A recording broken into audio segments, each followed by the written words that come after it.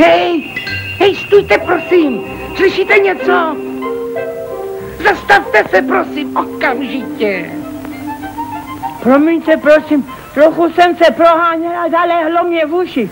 Říkal jste něco? Říkal jsem, v kterém uchu mi zní. No odpovězte honem. Nevím, nic jsem neslyšel, zalehlo mě v uši. Ale jak jste nechápaví, v levém mi zní uchu, v levém. Řekněte to honem. V levém? A proč to mám říkat? Ale protože to je taková pověra. Zní ti v levém uchu, někdo nám nadává. Vy jste moudrý. A proč nám nadává kdo? Jste nechápaví, jsme přece mrazíci, ne? Někdo nadává na mráz, ne? A to jsme my, ne? Rozumíte? Ne, ano. A co budeme dělat? Pojďme se honit. Máte babu. Stůjte přece, prosím vás. Nejde o honění, ale o potrestání. Ano. A proč? No nadávaj nám, tak budeme trestat. Sláva, trestejme. Slyšíte něco? Ano. Zvoním vám v uchu. V levém. Nechápete nic. To jsou sáně. Lidi jedou na ně.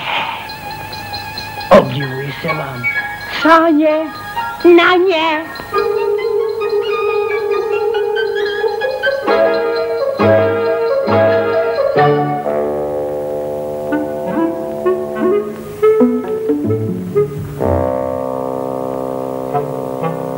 Chopte se toho tlustého. Stejně s ním nic nesvedete. Ale aspoň ho poštejte. To bude nejmoudřejší. Jak jste zkušený. Chovám k vám velkou důvěru. Právě, příteli, právě. Vezmu toho staříka, je hubený, je moc. Nebude ho škoda, zmrazím ho, no to uvidíte. Až ho to bude bolet. A počkejte na mě u studny, udělám, co mohu. Mrazu zdar! Zdar!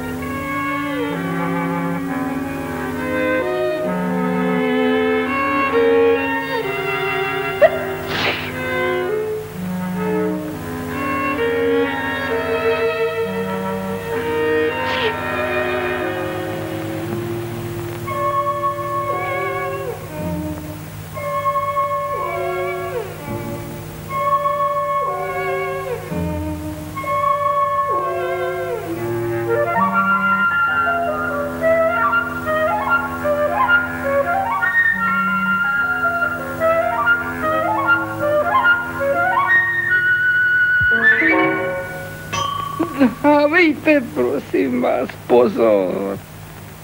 Nevidíte, že už přichází? Promiňte, já jsem se jen tak proháněl. Vlastně klouzal. Oj.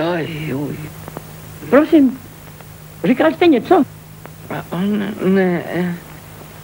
A jak pak jste pochodil? Potrápil jste sedláčka? Potrápil? No strašně. Já jsem ho nejdřív štípal a pak jsem ho trápil. Nebo zase mučil. No, to se nedá vypovědět. Vždycky jsem se vám obdivoval. Ten můj, z toho stůně. Ale co je to proti vám? Já jsem ho potom ještě štípal, no říkám vám, ten můj už nepřijde. Asi. Třeba. Co to? Slyšíte něco? Ne. To vy mě jen tak škádlíte. Že by to mohl být ten chudáček sedláček? Ne, ten už ani ne, kde pak? Co pak? Kam pak? Neutíkejte, počkejte,